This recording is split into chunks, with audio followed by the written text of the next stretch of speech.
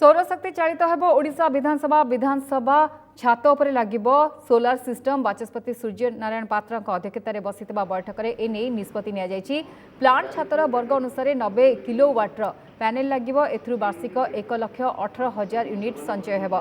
120 दिन मध्य काम सारिबाकू बाचस्पति निर्देश दैथिबा बेले सौर चालित हेले विद्युत बाबद देय संचय हेबो।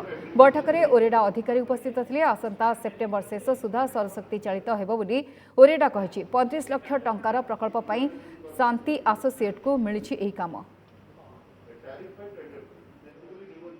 आमर विधानसभा उपरे जो विराट छात अच्छी सोलार पावर जनरेट करने तार यूनिट बस आज तार राज्य सरकार science technology department senior officer माने जो मैंने सोलार एनर्जी पर काम करते 120 दिन भितर कामटी कंप्लीट एवं प्राय 1,00,000 टू ऊर्ध्व यूनिट जनरेट हम। विधानसभा जो अनेक टंका इलेक्ट्रिसिटी खर्च होती बहुत पैसा सेविंग।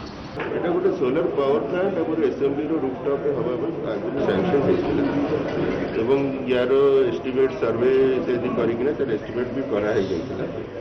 तो टेंडर भी है सारथिला।